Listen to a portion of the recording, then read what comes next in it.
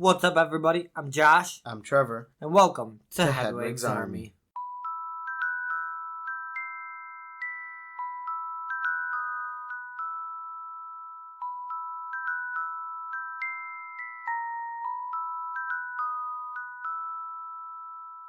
Hello, everyone. If you're a new listener, welcome. And if you're a returning listener, welcome back. This week, we're going to be discussing Albus Dumbledore. More in-depthly, Albus Dumbledore and his relationship with Harry Potter, as well as his relationship with Severus Snape. Do we like him? Do we not like him? Let's find out. Are you asking me if I like him? I'm just asking the air in general. Alright, let's take a stance just as Albus Dumbledore as a character. Do you like him as a character? I do. Okay. I like him, I think, more so in where we're going to find the most information on Dumbledore and like his background. Because in the first 6 books, you get hints of it, but I don't feel like you get like the grasp of Dumbledore as a whole. Okay. Because I feel like, and goes into the Snape as well. Like when we start off, Dumbledore is, for all intents and purposes, especially if you're a kid, he's the greatest character ever, right? You know, he has no faults. But when we get in that, I mean, we kind of see it in 6, but in 7, you kind of see that, you know, he's not, you know, he has his what's the word I'm looking for?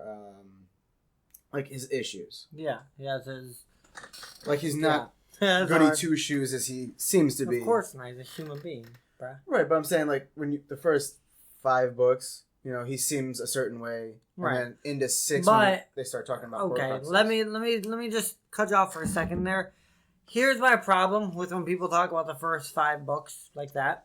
Is we are seeing Dumbledore through Harry's eyes. Dumbledore is a wise old professor. It's not saying he's a great person. We're not seeing Albus Dumbledore. We're seeing the headmaster of Hogwarts through a student's eyes. Right, and I mean, you bring up a good point, yeah.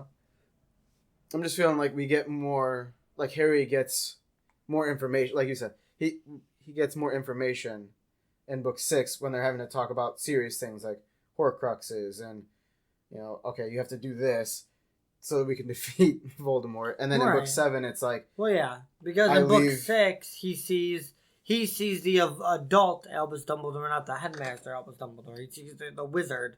Kind of with that theory of Dumbledore being deaf, you know, and Harry being the youngest brother. Kind of, he's greeting him as an equal. Right. You know, it's no longer... you are this headmaster and I'm this lowly student. And that's exactly it. You know, by 6th book, like, he may still be a student, but he is learning about Horcruxes. He is, you know... He's maturing, and he's, you know, Albus Dumbledore, knowing that he's about to die, is gearing Harry up to finish out his work. And to finish Harry's destiny, if you will. Yeah. But, so he starts seeing him as an equal because he's treated as an equal. He's not treated as a student. Dumbledore says in the very end of book 5, he admits that he was foolish because he treated Harry as a child and let him keep his innocence as opposed to opening him up to the real world from the beginning. Which I think is a terrible thing. Right. Considering, you know, sheltering him a little bit, but like you said, but like, that's where it's nice. Like, that's where it's hard because it's like, that's where it's hard to be... that's where the difference comes in between being a grand saint-like figure and being a human, because you have to make hard decisions. Do I tell him and potentially like help him save his life, help him understand, which will help him be able to do everything better, or do I let him keep his innocence so I don't ruin a young child's childhood? I think maybe that's why we see the difference in how Harry views Dumbledore, is because after book 6, you know, we're starting to see the more complex stuff. He's like, I'm not going to let you be innocent anymore. Right. So Harry's having to deal with problems that he's never had to deal with the first 5 books. Right. But, I mean, yes and no. I think he deals with them. They're tougher, but he just sees that it's in a different light. So we see it's different. Like, don't get me wrong. He has to fight Voldemort in book 4 and 5. He's like facing Voldemort. And he doesn't do that in book 1 necessarily. Like, he does in Quirrell, but not like the actual body embodiment of Voldemort. But he's still facing the challenges. He faced the men that killed his parents. Yeah, he's still facing challenges the entire time, and they grow like he grows with him.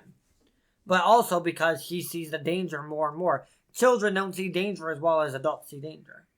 Well, and you can kind of see it in how cautious Harry starts to act. You know, he's like, he starts second guessing himself sometimes. He's like, do I do this? Do I let these people come with me, or do I just, I let them handle their stuff, and I try to take all of this weight, instead of like, in the first couple of books, it seems like he's kind of sharing it, not because he wants to. Also because he doesn't know anything about the wizarding world, so he doesn't really have a choice. Right. I don't know. If you haven't figured out, I'm Team Dumbledore 100%, and we'll get into why. But I'm not against Dumbledore, good start. But I think I'm more like, I don't know. Like, you've brought up a good point. Like, what would I have done in that situation? And honestly, I can't answer that.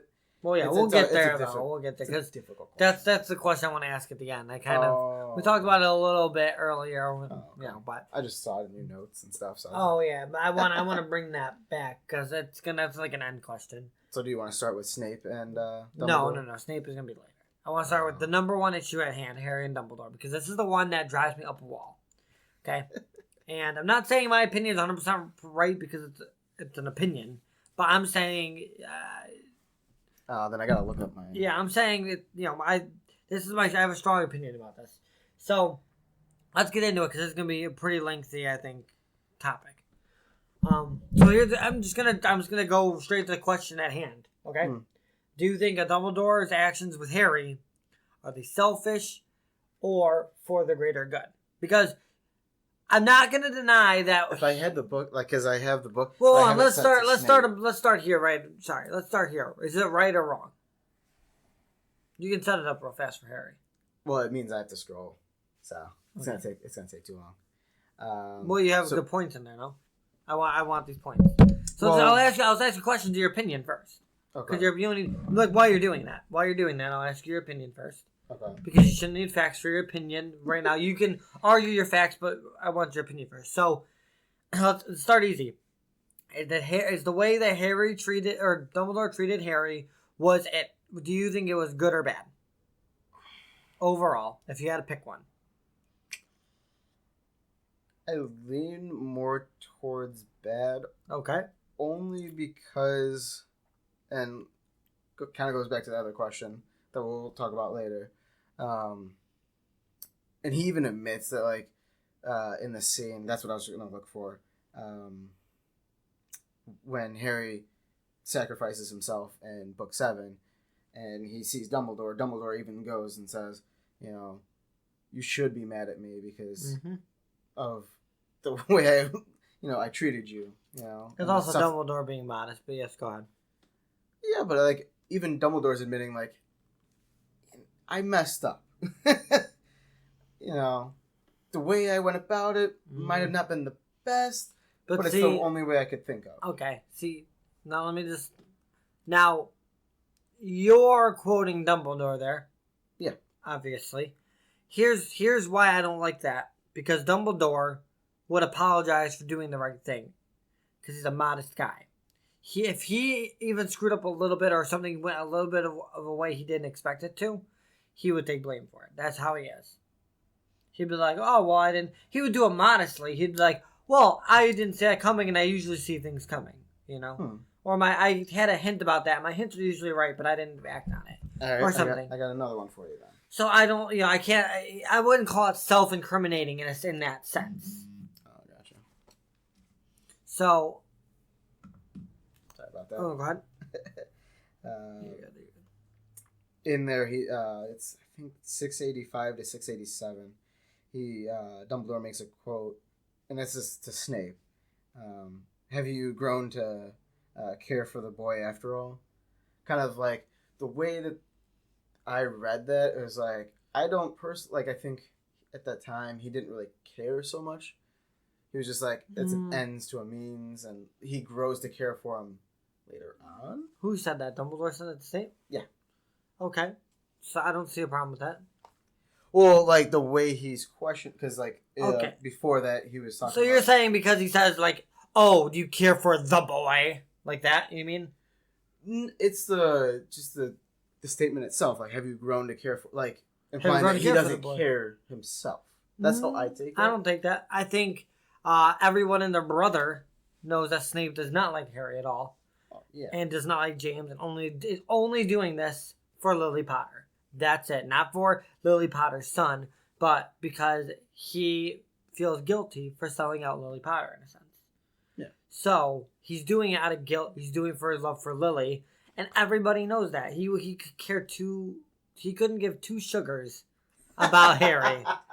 So it's just questioning because Snape's questioning him. He's, instead of just giving him a straight up answer, he's kind of giving him a smack back. Like, oh, now you care for him, huh? You know? The wording could be questionable, but I think, again, I've said this before to you too, is I think Snape was a Death Eater. Who knows what, we don't know what Snape did as a Death Eater. We don't know who he might have killed or had a hand in killing. Or Dumbledore actually references that a couple attacking, times. We don't know how he could have affected Dumbledore in his pursuit against Voldemort, emotionally, physically. We don't know.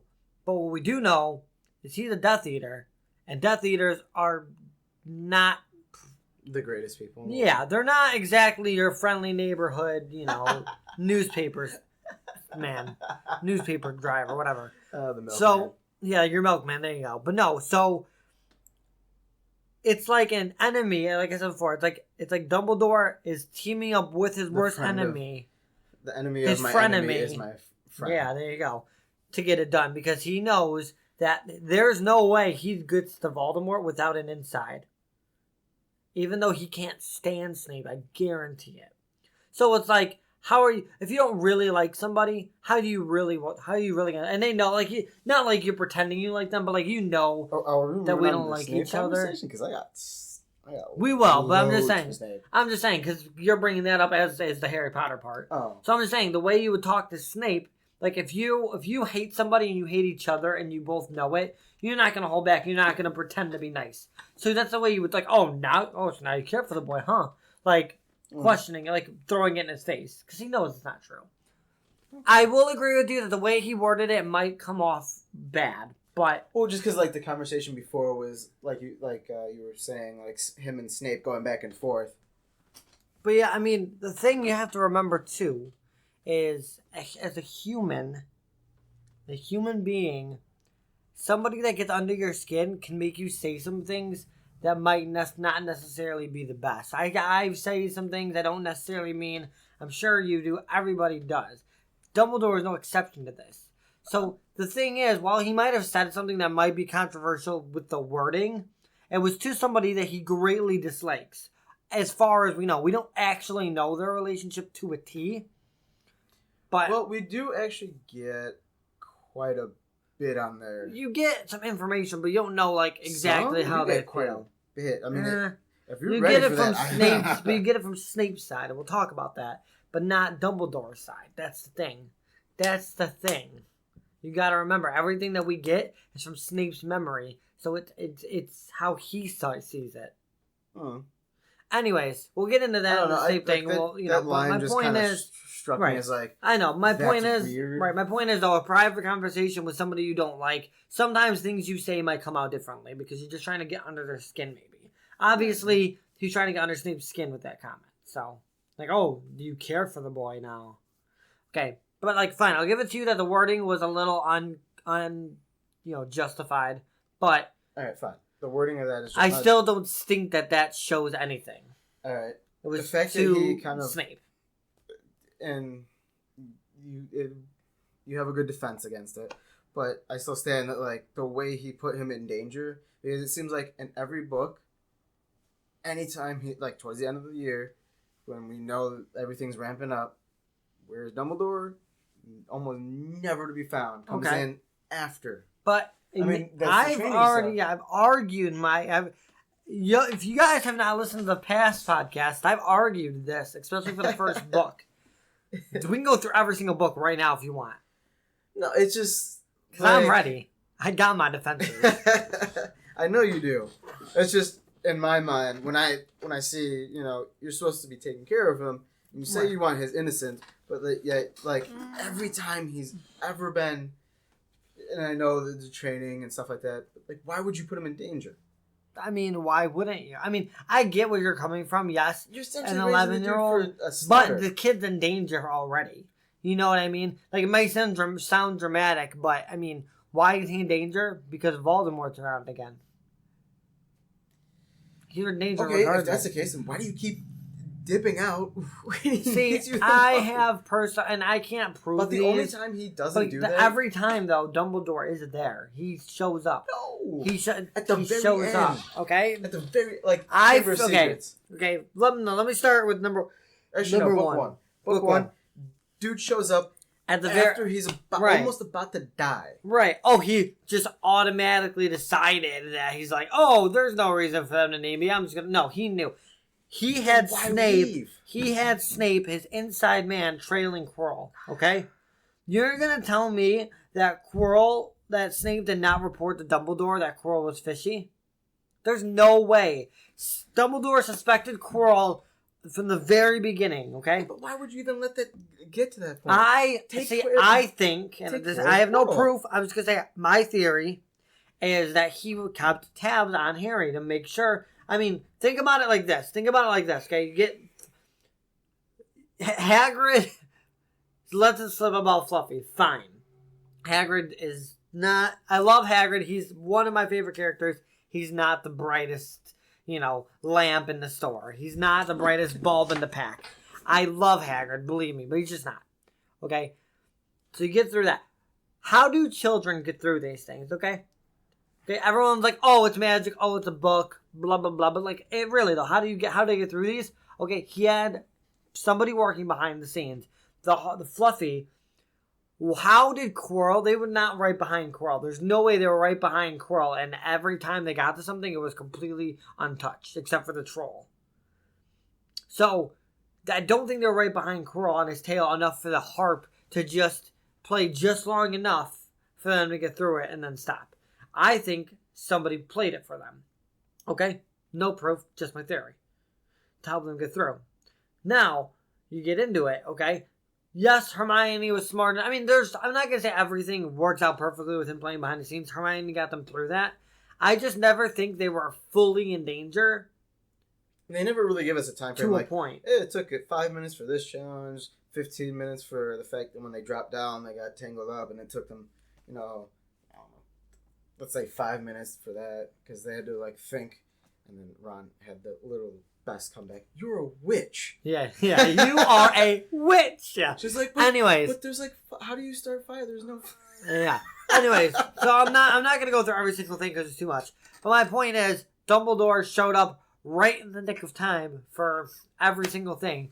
The nick of time. There's no way. Why would you put him in danger at the first? You're gonna tell me he's stupid enough to not catch any of the signs while 11-year-old. No. But I'm saying in general. You think he's dumb enough to not catch any of the signs, but 11-year-olds can read them. But he is good enough to show up just in time to save Harry. No, there is something else at play here. I don't think Harry was ever personally in danger. Even if he was, you have to train him up because none of that is more dangerous than fighting Voldemort one-on-one. And there's no way it doesn't come to that. There's no way Voldemort lets it not come to that. And Dumbledore knows that. He knows the prophecy. He knows it's going to have to happen that way. Whether it's predetermined or self-fulfilled, whatever you go with, it's going to happen because Voldemort is going to make sure that they fight one-on-one. So you have to prepare for that. You have to. Why can't Dumbledore fight Voldemort one-on-one? Because it's got to be Harry according to the prophecy. It's not that Dumbledore can't, but Voldemort will not rest until he fights Harry Potter. And Dumbledore cannot be right next to Harry Potter's side the whole time because he knows he has to find the Horcruxes and things like that. You're literally the most powerful wizard, and you're pulling some. But he's a human. He's a human. You waited, what was it, 30-some years to fight No. Grindelwald or something? No, because the Crimes of Grindelwald take place. The Blood Pact. Huh? We don't know much about it yet because blood pact. We don't know if he could have. He said he can't. We don't know. Like, assuming you figure it out in like a year, you waited like an extra 13 plus years. Well, he was in jail. He was in prison. Why? What was the point? Dumbledore? No, for Grindelwald. He was traveling over, and then when he showed up, saying after the fact, because he doesn't beat him until 1945. It might have took him that long to figure it out. I don't know. We don't know yet because we're not there yet. You can't pull that because you don't know anything about it yet. I'm just assume that you can't he assume. Figures it out. You can give me theories, but you can't just assume that he figured it out. Okay. Right away. How does he know all? He has hunches. And Grindelwald has the Elder Wand. Maybe it's not as simple as just walking up and defeating him. I'm just saying. Yeah, but okay, my thing though is you can't assume. Voldemort. You can't assume because we have an answer to that right now. If not less, he doesn't have the Elder Wand. Keep killing him, and then keep going after Horcruxes. But the Horcruxes don't get used up though. Okay, but he's still super powerful. Voldemort is super powerful. It's not that easy. That's the thing. We saw him go. We saw Dumbledore go literal toe to toe, and it seemed like he really wasn't trying. If Harry wasn't there, I think that's just Dumbledore's fight style. I think he was trying. He was trying. And he was literally wiping the floor. It was pretty evenly matched. Voldemort was getting frustrated because he hates not winning, but he wasn't gonna beat Voldemort right then and there. That's the thing. Okay, you are proving my point exactly. Dumbledore is a great wizard. He is not flawless. Being a great wizard is not a matter of the fact that, you have trouble defeating Voldemort. It means he's a great wizard. Yes, he defeated Grindelwald. Yes, he has defeated Voldemort on probably multiple occasions, but who gives a crap about a prophecy? And Dumbledore doesn't kill. He doesn't use a Vada Kedavra. He doesn't kill. He stops, and that's just how he is. That's what they do. That's what good wizards do. They don't They don't fight to kill. Take it back to the mystery, the time area in what is it called? The place. I have no idea what it's Department of Mysteries, where they have the little time, time turners. Throw Voldemort in one of those. Well, I'm just saying. You know what I'm saying though? Like not that that's you can't viable at all, but it would just be interesting. I'm just saying you can't level Dumbledore's greatness by the fact that he had trouble defeating Voldemort. Voldemort was the most powerful dark wizard of his time. He was more powerful than Grindelwald, is what they say. I don't know for sure. An Elder Wand. Just without, I don't know. Maybe not. We don't know enough. We don't know enough yet. But either way, you can't say, he's a great wizard. He should be able to defeat Voldemort that easy. Obviously, it wasn't that easy. He would have done it, I'm sure. I'm sure he would have. He spent his entire life, basically, trying to stop Grindelwald and Voldemort. I'm sure he just wanted to chill and not have to fight some big dark wizard for like a minute. I'm just saying. But you want other people to die. Whatever. What do you mean, want other people to die? Other people die, dude. And you want to chill for like 5 seconds? Well, no, he did. They all wanted to. He didn't. I'm saying he wanted to. I'm sure he didn't want to have to fight the most powerful dark wizard of their time, back to back. I'm sure of it. That's the thing. He is not a god. He is a human wizard. He's a wizard. He's a person. I still find fault where? Okay, yes, he was faulty, but it doesn't mean that what he did was not correct or righteous. Okay, going back to Voldemort. Okay, it's the selfish or for the greater good. I'm gonna say, yes, it's for the greater good, but like he's being selfish about it. He could handle it himself. I don't think so. I don't think he could. Okay, here's the thing. He couldn't just stop Voldemort. If he could, he would have done it. It was more to it than that. And Voldemort, it's not him choosing to let Voldemort fight Harry. It's Voldemort chasing Harry down for his entire life. Literally, from the moment he was a baby, he was chasing Harry.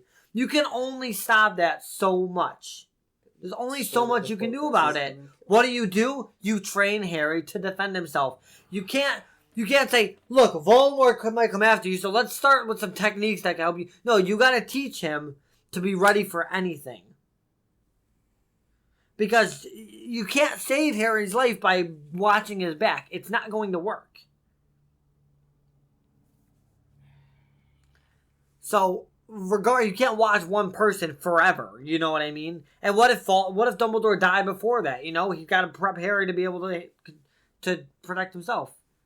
Like, I'm not gonna say that every single thing he did from book 1, where he let him get the Sorcerer's Stone. I'm not gonna say that all of that was perfectly, yes, good job. I'm just saying, a person with a choice to make. Argument is like, okay, you made these mistakes, and like you let this happen. Is it? I get it's for the greater good. But okay, let what happen? Let me ask you, let what happen? What did he let happen? I'm just curious. You let a kid go against the most powerful dark wizard at 11. See, that's the problem. He didn't let him do anything. That was Harry. Dumbledore never once said, hey, you should stop Voldemort. He let Harry make that choice. Right, but like, by not being there and taking care of the problem yourself. Do you know he wasn't there? Yeah. He left to go to the Ministry for... That's what they say, but then he just came back. I don't think he did. They needed to know he was out. Okay, think of this. In book 6, when he actually did leave and come back, he had to go to the Hogsmeade and apparate, right? So, what stops him from going to the Hogsmeade, grabbing a beer, and being like, yeah, I just needed to get away. They think I'm at the Ministry. Like... There's no proof he went to the Ministry. There's no proof. And then it just happens. After all that, he's like, oh, I felt like I was much more needed here than at the Ministry. You don't just decide that after defeating Grindelwald and being the most knowledgeable, smartest, greatest wizard, like, in existence, possibly. Like, no, he had a plan, okay? He was going to let Harry go do as much as he could, and then he was going to intervene. The moment Harry the moment Harry was out, boom, Dumbledore, right there, immediately, to save his life. To save him. He's like, hey, let's see how much this kid can do. Because that's what, like, it may seem harsh, he's 11, but... Voldemort don't care if you're a baby, if you're 10, if you're 11, if you're 20. He will kill you on the spot. You don't have a choice to be an 11-year-old when you have a dark wizard coming after you. He was prepping him. I don't think for 1 minute Harry was in actual danger. Dumbledore would have stepped in at any point, and he did. He never let Harry... The only time you can argue that it might have gone too far is when Harry got bit by the basilisk. That is the one time when maybe I do think Harry... I don't think Dumbledore did actually play a part in that. I do think that stumped him and that Harry did take his own actions. But again, I don't think Dumbledore had a part in that. But either way, you can't... It's not like he can read Harry's mind. Because I'm pretty sure he's not a Legilimens.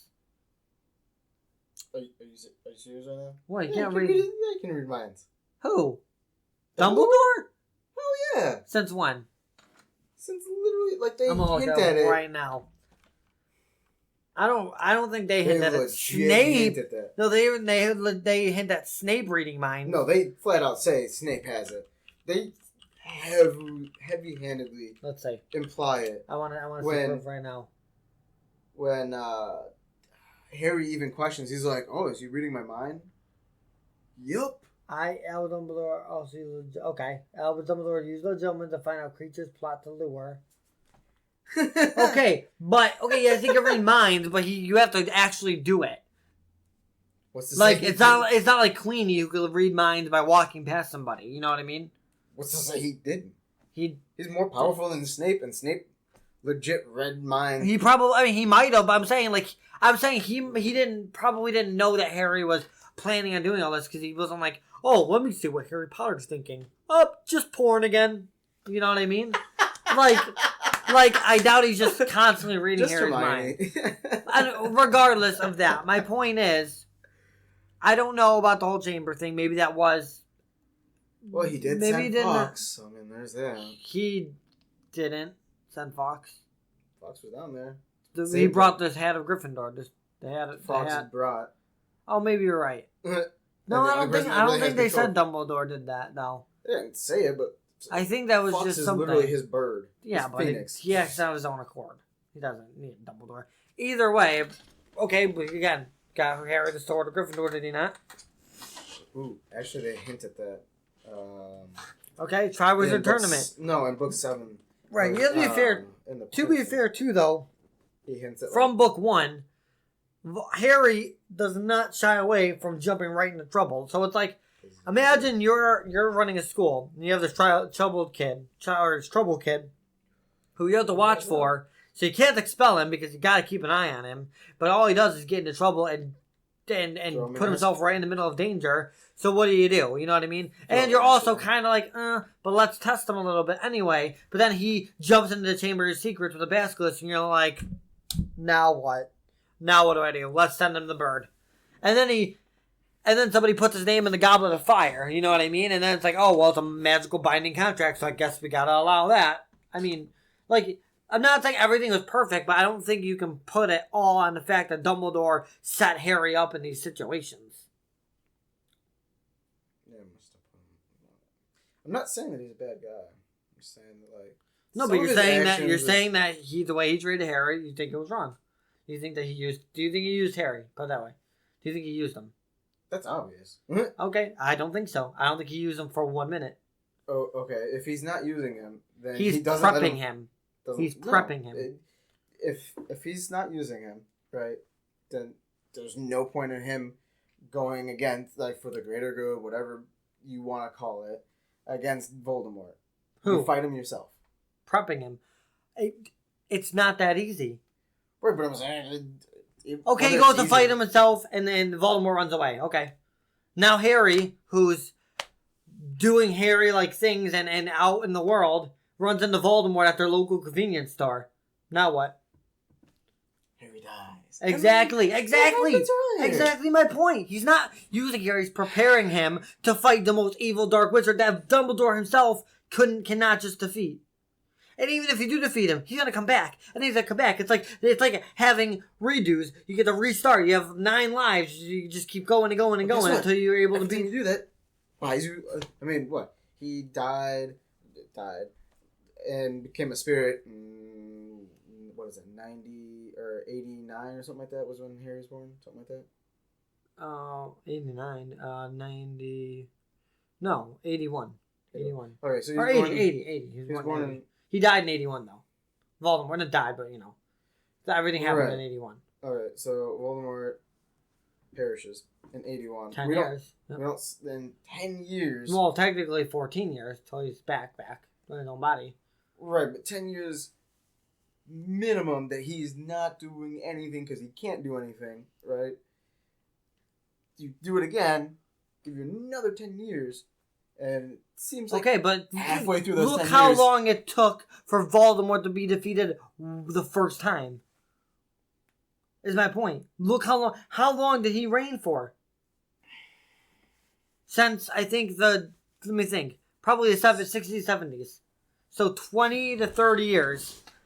Or 10 to 20 years. He reigned, just killing everybody. Right, but I'm saying, like, you push him back. Right, you get 10 and that's years. what Dumbledore said. We keep pushing him, and maybe eventually it'll.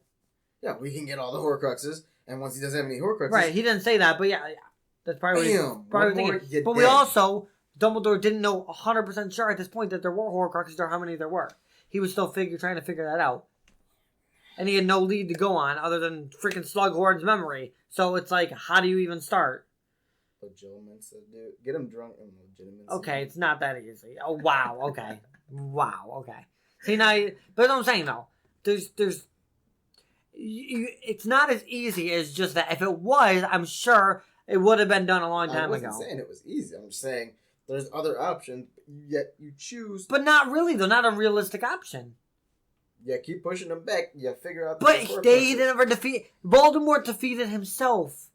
Both times, technically, but he defeated himself against Harry, baby Harry, and Lily defeated him by sacrificing her life. Like he still took a life. He took 2 lives to defeat him. Okay, that's my point. Is that if it was just as easy as pushing him back, how do we even get to that point? He should have been dead 20 years before he died, or whatever you call it. but like you said, they didn't know about Horcruxes. But in those 10 years, right? You said there was 14 years. Right, but that doesn't matter about Horcruxes though. It does. Because if they could just defeat him, or kill off his living body, they would have done it 20 years ago, and he would have been trying to find Horcruxes, trying to use Horcruxes back then. And he probably wouldn't have had that many either. You get the option to push him back, and you get 10 years. Okay, but how do you... That's not an option, though. In the 10 years, you find out he's somehow keeping himself alive, right? What keeps you alive? Oh, Horcruxes. Okay. Right? Okay, you find out that there's Horcruxes. Then you're like, okay, he's kind of a douchebag who thinks that, like, he's all-powerful. He's probably going to screw with stuff. What stuff could he be screwing with? Well, he hates his family. Okay, that's how he deduces. But here's the thing. They found him out, obviously. They found out all the Horcruxes, okay? Yeah. But... Took him almost 20 years. Okay. Not even. They didn't know he was a hunter. They weren't 100% sure there were Horcruxes until Quirrell. That was the first and only sign of Voldemort actually still being alive. Which was 10 years. It was 10 years. Yeah, but then they're like, cool, Horcruxes are legit. Now we got to figure out what they are, how many there are. Like... It's more than just, and then he had 4 years, or 3 years, because Voldemort came back in the 4th book. 3 years later. So you have 3 years to actually figure it all out. Because up to this point, everyone thinks Voldemort's gone for good. Dumbledore has a hunch he's not, but he has nothing to go on. Nothing at all to go on. So, there could be 1, there could be 10, there could be none. So you get 3 years to start figuring it out, okay? Until he actually comes back. Then you're dealing with fighting him once he actually comes back. And fighting off the Death Eaters. So your time is limited to actually search for these Horcruxes. And then you have 3 years after that until you die. Until he dies. This is Dumbledore. Yeah. So I'm just saying... If it was that easy, ignorance that ends up being his own pride that ends up killing him. Well, just his own humanity, if you will. But yeah, I'm just saying, like, you gotta think of it like this. Your points that you're making right now are that it's Dumbledore's fault because he wasn't powerful enough to just defeat Voldemort instantly. Because that's what you're saying. Why didn't you push him back all those years ago? Yeah. Okay, because Voldemort was very powerful and wasn't as easy as just going, Abracadabra, dead, boom, done. Or Expelliarmus, lock him. I mean, you know what I mean? Whatever they would do. It's just that simple, unfortunately. Then your argument is that, oh, well, while he was gone, why did they not find the Horcruxes? Why didn't they find the Horcruxes faster? I didn't say that they would find the Horcruxes faster. I said that, find the Horcruxes, slowly kill them off. You have to push them back every so often. Gives you, cooldown time to find said Horcruxes. You push them off enough, you get all of them. Okay, but the problem that I don't understand where you're going is how do you push him off? How do you push him off? It's like, how are you thinking about pushing him off? Either kill him or lock him away somewhere where he can't. Okay, but if it was that easy, he wouldn't be an issue. Easy. But you're making it seem like it is. He's like, oh, just kill him or just push him back. He's not just. If it was, he wouldn't even be a power. If it was that easy, he wouldn't be a powerful dark wizard. He would be a nobody that everyone laughs about. He wouldn't be feared. You know what I mean? They wouldn't be feared to speak his name. It's not as a matter of, oh, just push him back. I'm sure they tried, but it's not like that. He also was in hiding a lot. So you have to go... He was in hiding to friggin' find his Horcruxes. Right, but you still have Death Eaters ruining people's lives. You have Sirius Black in Book 3 that they're so worried about because you don't know the real story about him, and you're afraid he's going to come after Harry. So Book 3... So you find out in Book 2, or Book 1. Book 2, Chamber of Secrets is open. It keeps you a little busy because kids are almost dying at your school. Then Book 3, you have Sirius Black on the run, which hinders you because you have to keep an eye on your school once again. And then Book 4, he comes back. I'm just saying, it's not like he was just had all his free time that he was sitting there eating Doritos and watching, Game of Thrones or whatever. I'm just saying, you know what I mean? He was a very busy man while trying to also find these Horcruxes and stuff and making sure people didn't die under his care. So I'm just my point though that I'm trying to make is these arguments that people do have, they are making, I'm not pointing you out solely, I'm saying in general, a lot of the arguments I hear is things that shoulders.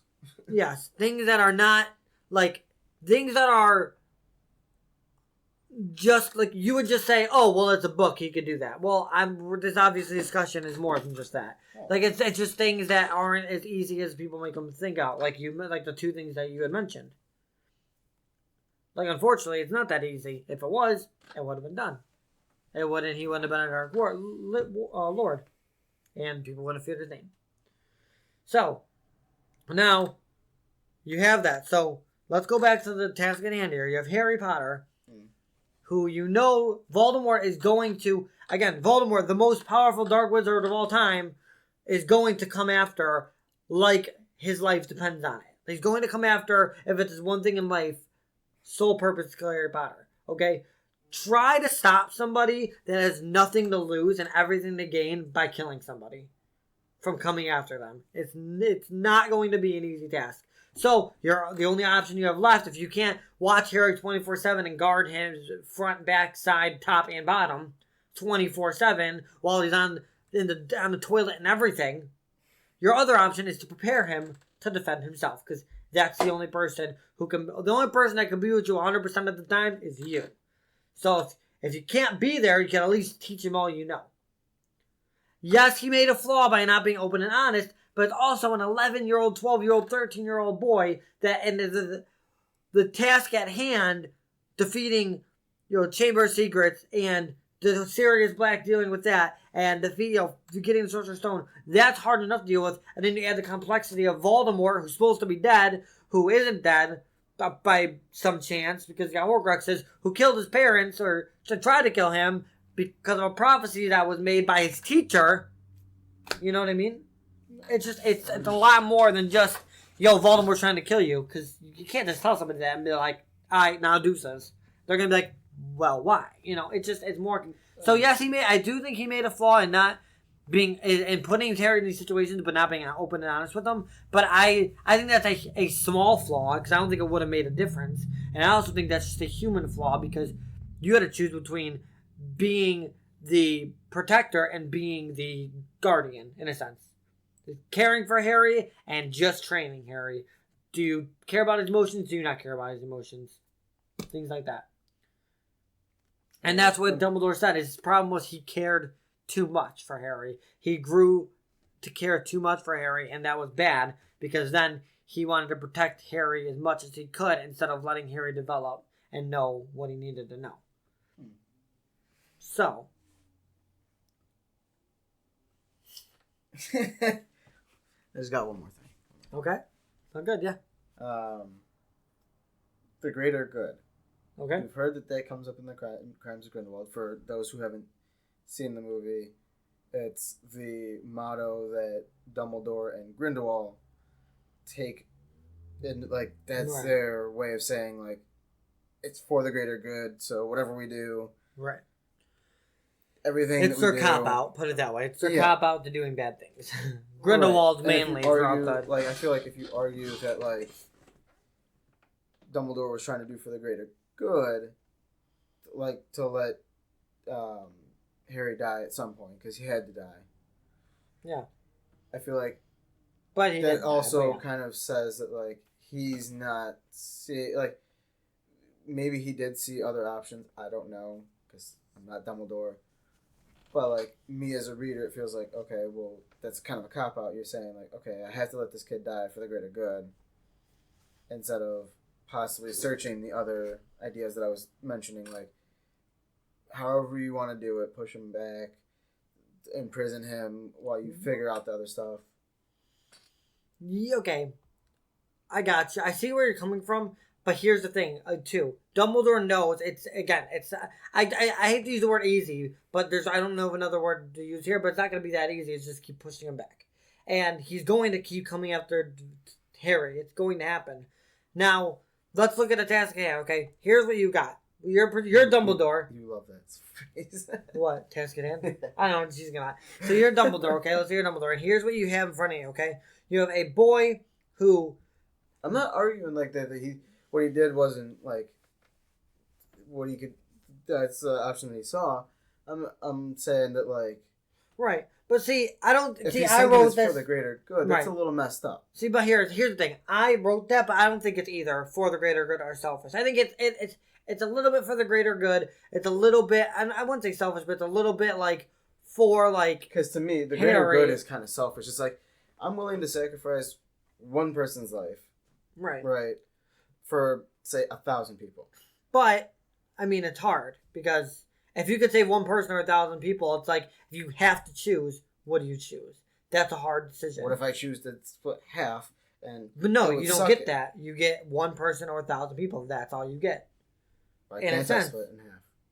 Because if Harry doesn't die, you can't defeat Voldemort. And that could be 500, 1,000, 1,500 wizards that are dead because you're unable to defeat this guy.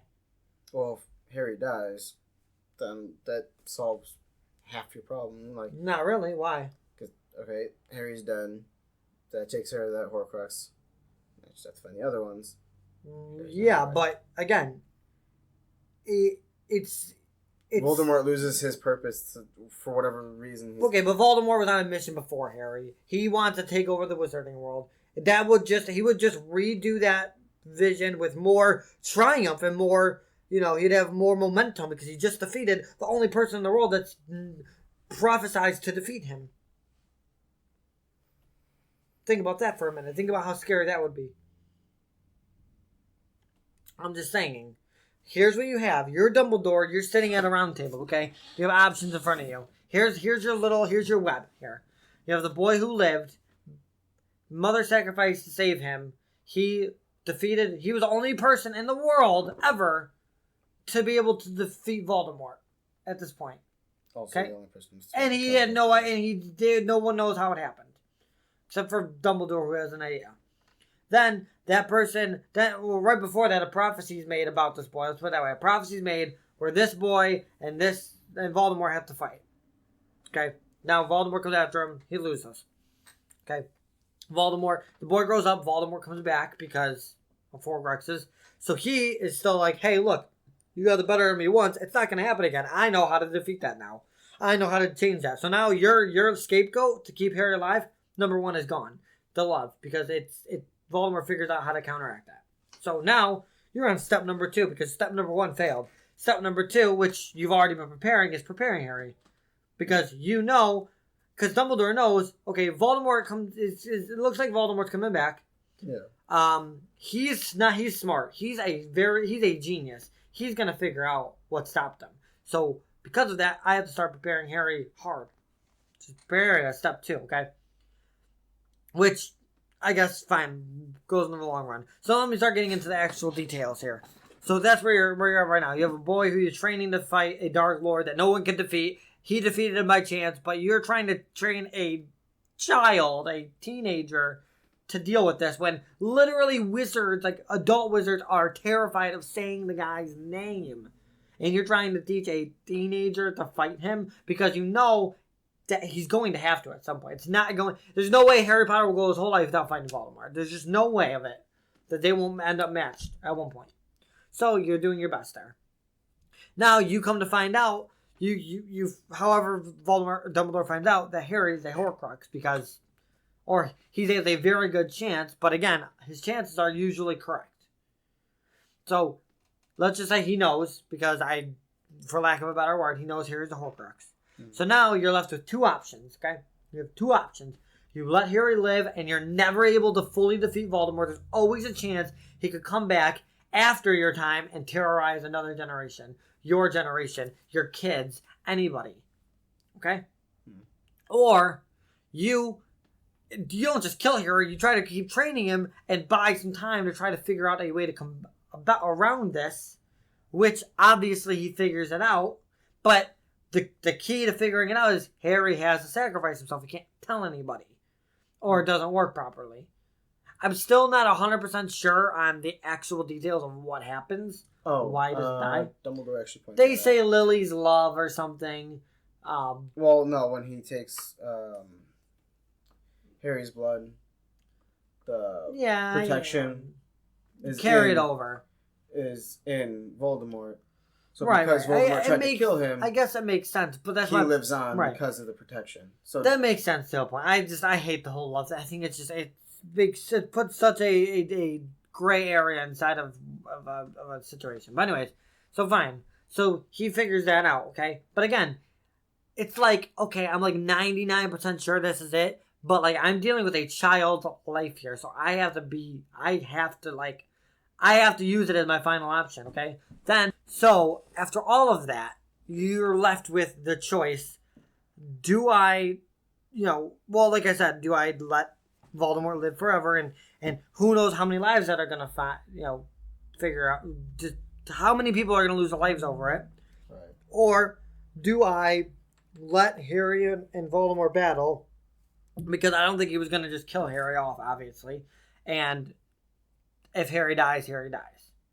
And obviously that sounds harsh, but it's like, that's the two options you basically have to choose between. So he's like, let me try to figure something else out. Let me buy some time. And we'll because you can't deny that he bought time. Like, he didn't just be like, all right, Harry, go get him. You're good. 5 years of training, you're fine. Get in there. Yeah. He did everything he could, taught Harry the Horcruxes and everything. Didn't teach somebody else them because he knew Harry would be the one to destroy them all still, which means he trusts Harry to live that long. And then, but he's like, okay, but he figures out because he's smart. I don't know how he knows this, but he admits, he's like, I had a hunch that you'd be able to survive it if Voldemort was the one to kill you. Like, yes, a hunch is a very, when you're talking about, oh, the hunch you'll survive, I'm not confident.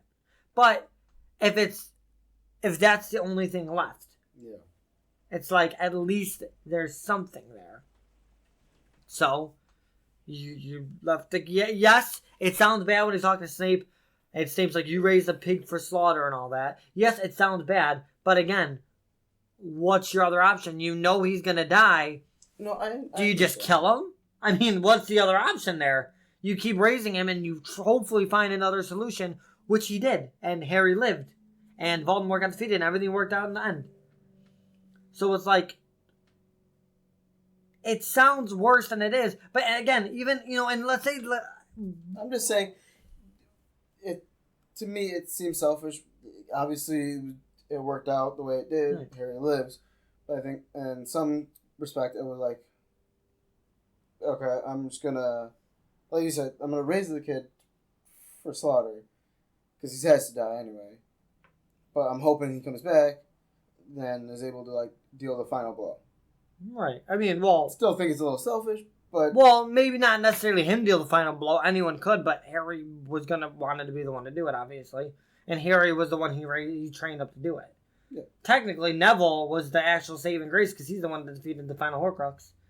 So, if you want to play that game, I mean, all Harry did was, by chance, steal Malfoy's wand. If you really want to play that game... Dumbledore saved Harry's life and when he was dead because he let Malfoy disarm him.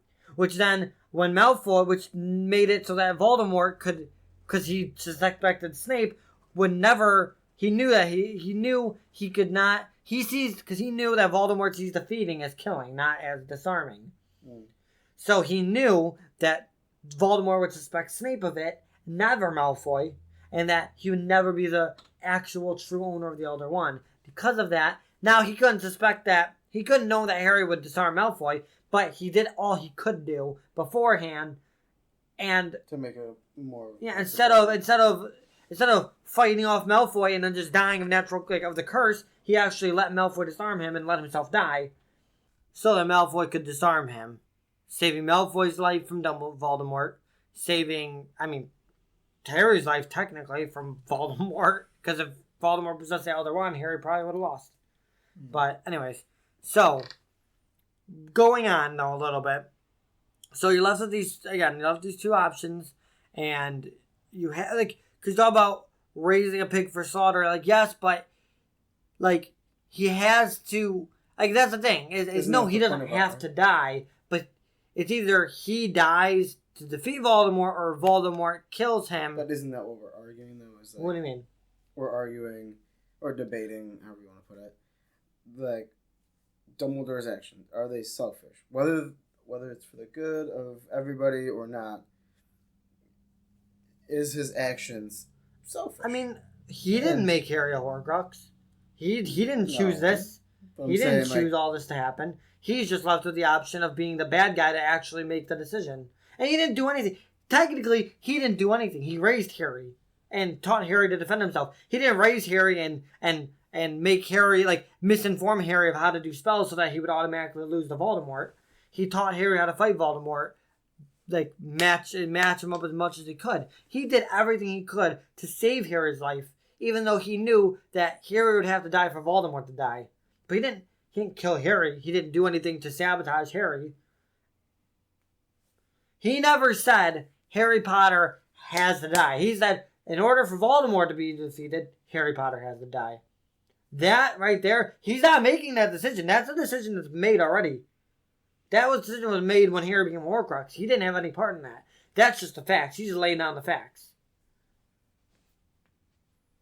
No, I understand that. So I'm just saying, like, because, you know, I'm just curious, because you're obviously trying to defend your argument, but, like, I feel like a lot of your argument comes from, well, he kind of did, like, I mean, facts, though. Yeah, I'm lying on facts. So, sure. I'm just curious. I did say my facts, though. They're like, we're arguing about, like, this is actions. Right, but how's that? That's not a fact, that's an opinion. How is it not selfish, though? How is it selfish? I would like to know. Because you're saying, I'm going to give up this one person's life to save everybody. He never did that. He never said that. He never said word for word, I'm going to make sure Harry Potter dies. You don't have to say, like, oh, yeah, okay. I'm going to do... Through his actions, how did he do that? He raised him for slaughter. How? But what does that mean? What do you mean you raised him for slaughter? I would love to know. He raised him to fight against Voldemort. Knowing that he would die. You're raising him for slaughter. You know he's going to die. Okay, so let me say you this, okay? So let's say you're... Okay, I'm not going to do that. I don't want to get into that because that's going to be a trigger for people. But I was going to talk about, like, sickness. I'm not going to go there. But, okay, you're saying that he's at fault for raising Harry to defend himself because he knew that Harry was probably going to have to die to defeat Voldemort. What was his other option? Is what I'm saying. Like, how is he not selfish in that scenario? What could he have done to not be selfish? Kill Harry? All he did was raise Harry and... Just let Harry live. Yeah, let Harry live and not teach him to defend himself? So that when Voldemort comes, he murders him instantly? But no, that's what I'm saying, though. That's your argument to me. That's your argument to defend yourself. So that's why I'm questioning it, is how is that selfish? He raised Harry and helped Harry learn to defend himself. That is not raising him to die. That is raising him to defend himself. Like, yeah, he knew he probably would have to die, but how could he change that? That's just a fact. That is something that happened. He's a Horcrux. And he didn't really raise up for slaughter. He knew Harry would have to die to defeat Voldemort. He never once said, everybody kill Harry so that we can kill Voldemort. He just said, in order for Voldemort to be defeated, Harry would have to die.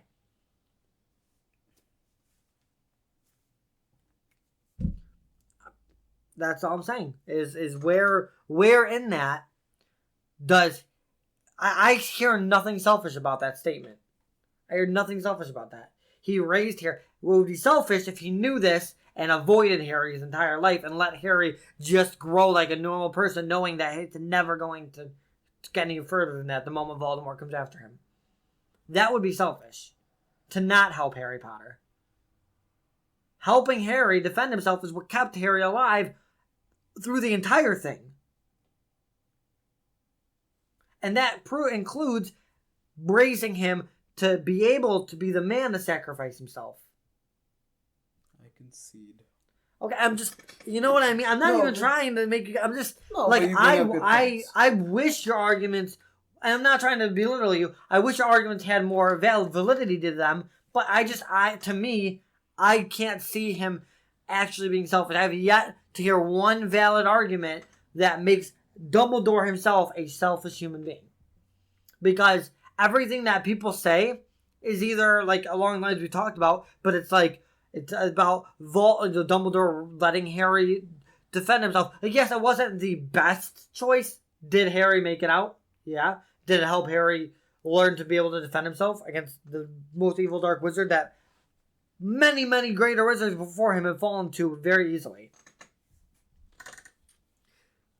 That's what I'm conceding. You have better points than I do.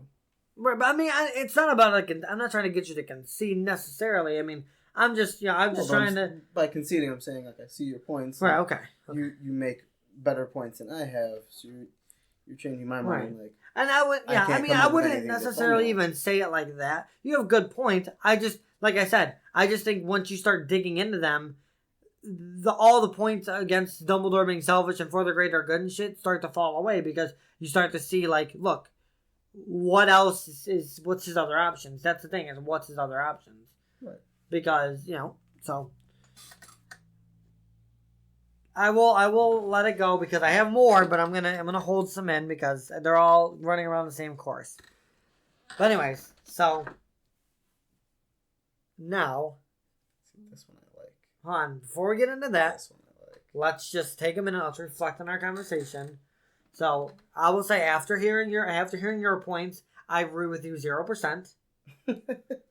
But I really, really respect your effort. You put in a hell of an effort to get me to see your point. But I think at the end of the day, I see too much deepness to be able to look at it from your angle. And I'm sorry, I'll go ahead. I would say you've basically won me over. Like, if anything, I'm just defending my points more so out of spite, stubbornness. Okay. Yeah. And that's fair. So, now let me ask you this, okay? Now, after everything we had said, everything that went through, you more or less changing opinions, okay? What's your opinion of Dumbledore now? Does it change at all? Like, I'm not saying, do you think he's a good guy or whatever. Like, your opinion overall when you think of Dumbledore, does it change at all? Do you still, for whatever reason, whatever valid reason you have for yourself, do you still think that he's still the guy you thought he was before? Changed a little bit, but I think there are parts of me that still see that, like, his personality from, like, and I know we're seeing it from Harry's perspective, but when you see him books, like the first couple of books versus the last couple of books, it changed my opinion of him. Like, I liked him more so. I liked the more complex version of Dumbledore, because when I was, even when I was younger, reading like he's a perfect character, I'm like, yeah, that's cool, but like, does he have any depth to him? Right. And then you kind of see. Yeah, I really like that though, because I think it really shows a child's view of somebody versus a realistic view of somebody. The child's view is more realistic view, right? Where like it's. But that's why it's hard to go off these books, because you are, like I said before, like you said, you're seeing it from Harry's perspective, so you see what an 11-year-old sees, and that is a headmaster, somebody you look up to. You found out you're a wizard, you're experiencing all this magic, you're so happy, you see this headmaster who's supposed to be the greatest wizard of all time, and you're like, wow, what an amazing guy. Obviously, everyone has their faults. I'm not saying Dumbledore, I never once want people to think that I don't think Dumbledore has faults and Dumbledore makes mistakes, and that there are parts of him that are not great. I'm just saying, him with Harry, I think people have it all wrong. I'm not saying he killed himself over his own, like, selfishness to want his sister again. Had he not put the stupid ring on. Yeah, he would have, definitely. So I'm not saying that overall he's the greatest and most saint-like figure of all time. I'm saying he's got plenty of flaws. Just him with Harry, I think, is a different case than how people normally portray it. Okay. Yeah, we'll move on now. Go ahead. I feel like, like you made good points to and good efforts to prove that, given the circumstances, there's not much, like you said, there's not many options that Dumbledore was left with. Yeah, it's basically just Dumbledore. It's like that thing where it's like something got to happen to this person and somebody's got to be the bad guy. So it's Dumbledore. But like it's not Dumbledore's fault. Again, Dumbledore had literally no part in what happened. He didn't make the Horcruxes. He didn't make Harry a Horcrux. He didn't bring Voldemort back. He's literally just like, oh my god, I got to do this. Okay, now I got to. Oh, he's a Horcrux. oh my god, now what? You know? Yeah. But anyways, so he gets the rap because he was the one constructing it. So, the one you're excited for. And the only reason I'm like super, super excited about this one is nothing against Harry, but like my opinion of Harry didn't change so much through the books. It was kind of like, steady change, Okay. You see him growing up. Whereas like these two characters, Snape and Dumbledore, okay, you see a difference. All right. So before we get in, from beginning to end, they're two totally different characters. So before we get in, let me know. So let's see. What's your opinion of Snape? Okay. Overall, not teacher Snape versus. I think he's a douche. Okay. Hopefully I can say that. You're fine. If I can't say that, he's a jerk. Yes. Let's put it that way. He's a jerk. His reasoning is kind of stupid, but he kind of, like you bring up sometimes, he cared for Lily, so you kind of see that come through, but that you only really see that like towards the very, very end. And I like his character. Wait, what? You like his character, but he's a jerk? No, okay, like let me ask. You're saying in the beginning? No. Or throughout? You said he's a jerk. Okay. I like his character. So why do you like his character? Give me a little quick synopsis of why you like his character. What your reasoning is, because it's different than most opinions. Just the complexity. Because like, yes, I understand he's a jerk to Harry, but like to see, that he actually has feelings other than just being a complete douchebag. Okay, so hang on. So like seeing like. So how you he like loves... the character Snape, or you like Snape? Like. Okay, because what sounds like you're describing is you like the quality, like the idea of Snape, but like Snape as a person, knowing how he is as a teacher, how he is as an adult, period, and growing up, mixed with those complex feelings. Snape overall, how do you feel? Honestly, I don't know how to feel about like him as a person, but like characteristic wise, I like the complexity. So I don't know if I specifically like him as like if I knew him personally, like he was a real person or something. Yeah, I mean, I don't know if I would so much like him as a person. So you're saying the character is interesting, is what you're saying. Yeah. His character arc is interesting. It's kind of what you're getting at. Yeah, it's the same with Dumbledore. Like, right. But I would like to meet Dumbledore more than I would like to meet Snape. Like if they were real people. But like, they're like similar in the sense that like their characteristics, like their backstory. That's the way of looking at it. I like that. I enjoy that, like, they're not one-sided characters. Gotcha. Not to argue that like other characters aren't. I see. I see. Out of all the characters we have, right? Like there's definitely multiple sides of Snape. They're more complex. Okay, like I like that. I like the way you put that. I will agree that his character arc is interesting. I think the guy could fall off 2-story building. I hate him. I don't like him in the least bit. Nothing this guy does is not selfish. Nothing this guy does. Well, nothing. Yeah. So it's a little hard to go forward like that. So okay. So I'm gonna ask you one more time, just kind of get an idea. I don't mean to keep asking the same question, but do I like Snape as a person? Like, how do you think of Snape? Like, what do you think of when you think of Snape? Like, are you like, oh God, like if he was a real person, what would you think of him? I wouldn't want to really associate with him. Okay, so would you say you don't like him then? Yeah. Okay, you like the character arc. You think it's an interesting part to the story, but as a person, if he was a real person that lived next door to you, you would call the cops on him daily. I don't know about daily. Okay, I'm just saying. You know what I mean? Like you wouldn't hate to see him get hit by a bus. Like the stuff we get to see. Like I respect certain parts of him, but like right, okay, as being like buddy like me and you. Yeah. I think we're on the same page here. I think there are parts of Snape. And here's the thing: I don't like me not liking him doesn't mean that he's a total dunce. He's a smart guy. He's super smart. Like he's in the intelligent. Movies, we legit see him kill powerful. 2 characters like that. Yeah, powerful, and he's got a very deep connection with love. Right, like where like Voldemort kind of seems just one-sided. Like he's not here to walk. He's a flat character in the sense that like all he drives for is I need to do this. I don't care about anybody else. Whereas like I wouldn't necessarily say that, but that's a different episode, so we'll move on. Where like Snape seems more complex. Like I get you. Snape is probably I think Snape is the second most complex. I think Dumbledore is the most complex. The more you learn about him, the crimes are going to evolve, especially. I think he's the most complex character in the series. Yeah. But Snape is definitely number 2. Definitely. That's like when we first started the podcast, last year or something like that, around November. I was talking about like those are my 2 favorite characters.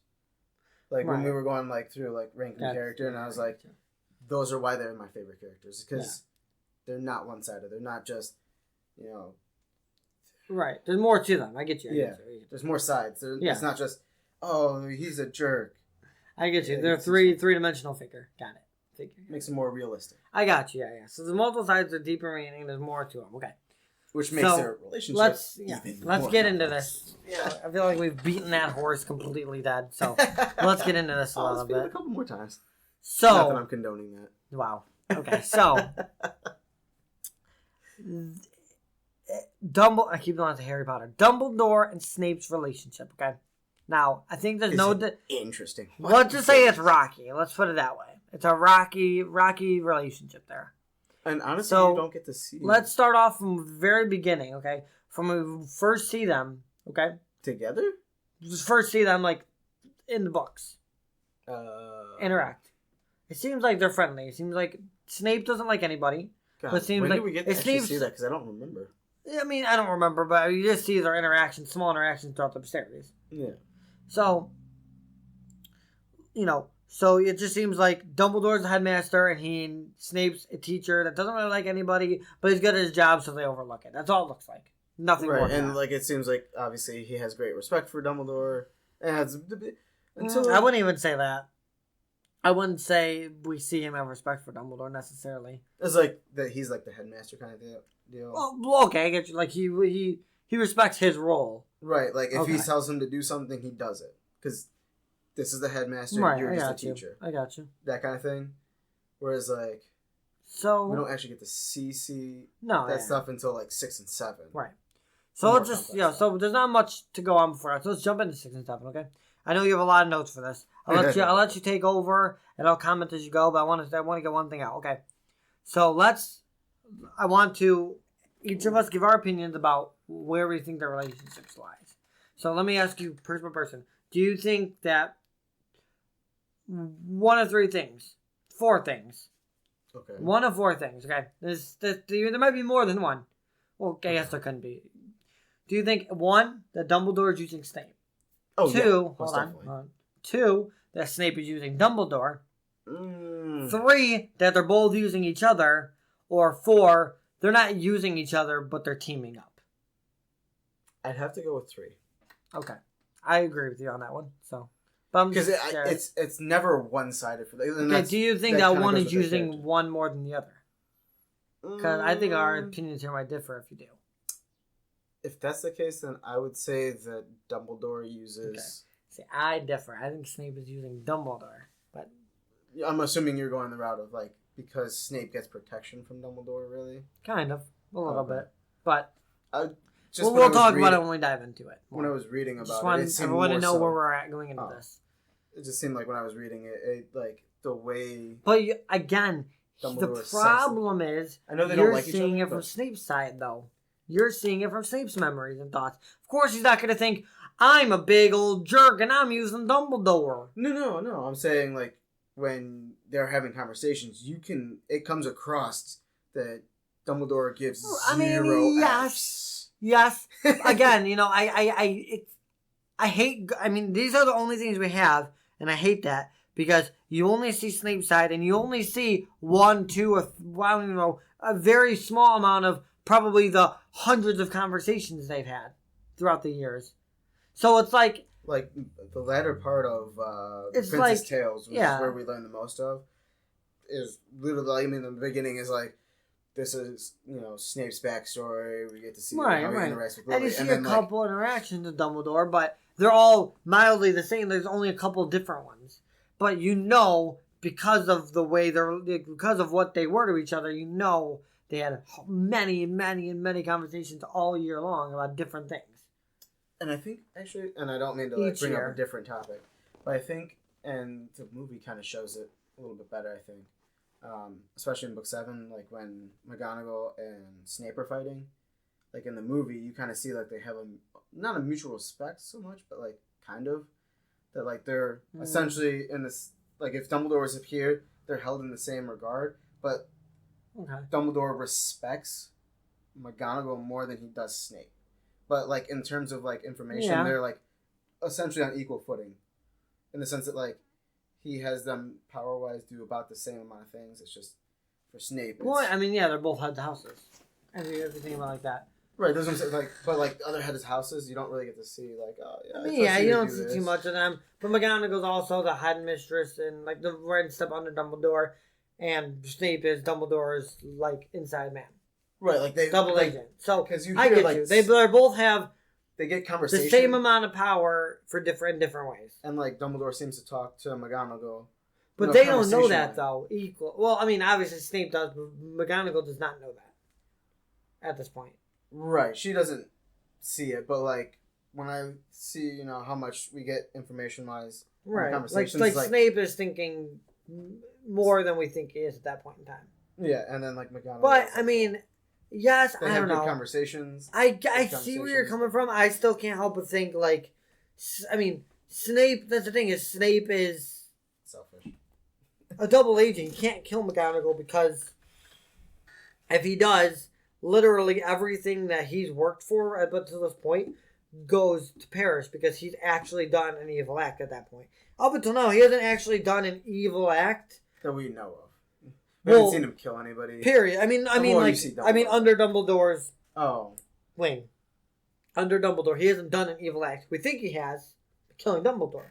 But then you come to find out, like... Dumbledore plotted it, yeah. Dumbledore ordered him. He's like, you don't have a choice in the matter. Kill me. Right, he plotted it. If Malfoy falters at all, you kill me. Right, but... Which is a little messed up. it's like, at that point now, it's like... Again, I don't think Snape necessarily cares about being forgiven, but I think...